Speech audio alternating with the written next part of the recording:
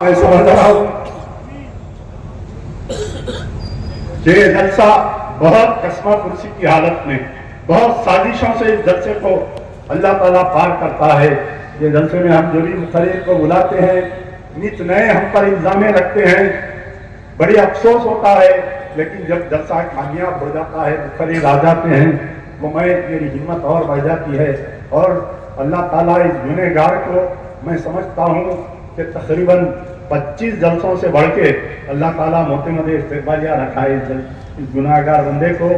میں زیادہ کوئی تقریر نہیں کروں گا، بلکہ دل کی گہرائیوں سے تمام تحریک کے رفاع کار کی طرف سے میں مجاہد اہل سنت شیر ہندوستان جناب حضرت مولانا توقیر رضا خان صاحب کا میں تہ دل سے استقبال کرتا ہوں۔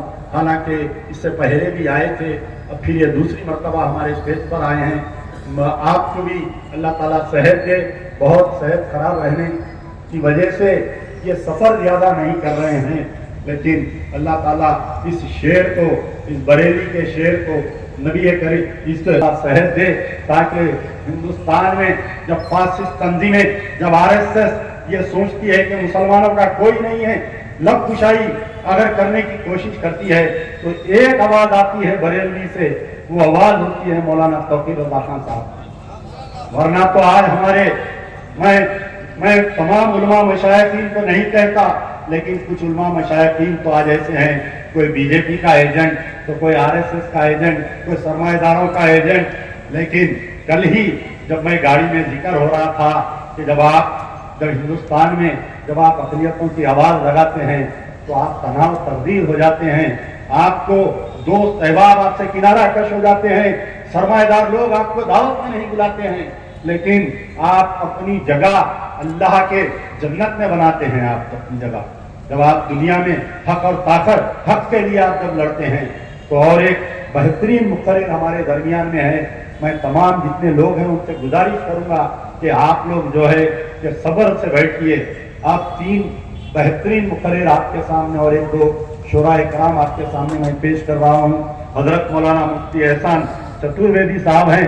کئی دنوں سے میری خواہش تھی کہ کوئی ایک چتروید کو اس جلسے میں بلاؤں، کہ آج غیب سے ایک چتروید، کیونکہ آج جو ہے اسلام کا جو غلط پروپیگنڈا کیا جا رہا ہے، اسلام کا اور مسلمانوں کا جو غلط پروپیگنڈا کیا جا رہا ہے، اس کو اگر صحیح معنوں میں اگر کوئی سمجھا سکتا ہے اغیار کے سامنے تو وہی سمجھا سکتا ہے جو چتر۔ بہت بڑی بات بول گیا تھا، لیکن اللہ نے میری عزت رکھی۔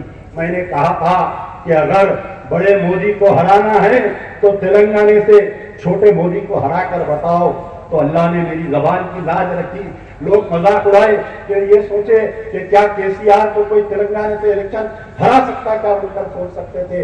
اس وقت کا جو 9 سال کا وزیر اعلیٰ تھا اس کو کوئی ہرا سکتے کیا بول کر سوچ رہے تھے؟ لیکن اللہ میری زبان کی لاج رکھا، اور نہ صرف چھوٹے مودی کو ہرایا گیا بلکہ بڑے مودی کو کمزور کر دیا گیا اللہ تعالیٰ۔ آج نئے سازشیں کی جا رہے ہیں، کہیں وقت بل امینڈمنٹ ایکٹ آپ کے سامنے لا رہے ہیں، اور بڑی حیرت کی بات یہ ہے کہ وقت کے زمینوں کے لٹیرے، وقت کے زمینوں کے چور دلال آج وقت بچانے کی باتیں کر رہے ہیں۔ یہ بڑے افسوس کی بات ہوتی ہے۔ میں مولانا توقیر رضا خان صاحب سے گزارش کروں گا کہ اس پر بھی آپ اپنی تقریر میں روشنی ڈالیے کہ قوم کے دلال آج وقت کو بچانے کے لیے نکل رہے ہیں۔ آگے بھی اور جلسے ہوں گے، اس کا جواب منظم انداز میں دیا جائے گا۔ تو میں ان چند کلمات کے ساتھ آپ سے رخصت ہوتا ہوں۔ 2-3 شورائے کرام ہیں اور ایک بہترین ہمارے جلیل نظامی صاحب یہاں پر موجود ہے۔ یہ آپ کو اس بات کا اعزاز ہے کہ آپ نے ایک نظم لکھی تھی کہ KCR بائے بائے بول کر، KCR بائے بائے، تو اب آپ چھوٹے چننا کے بارے میں بھی کچھ لکھیے۔ چننا بھی بہت کھدک رہے ہیں۔ ارے دیکھو، اگر فرض کریے بڑے چھوٹے مودی کو ہرا سکتے ہیں تو تیرا بھی وقت ہے۔ اس کانگریس ہم نے بہت ارمانوں سے، ہم نے بہت محنتوں سے، ہمارے مساجد کے امام، ہماری مساجد کے کمیٹی در در، گلی گلی، فاقے پھر کر کرناٹک میں کانگریس کو اقتدار پر ہم نے لایا۔ مسلمان کی جوتی جس کے سر پر وہ وزیر اعلیٰ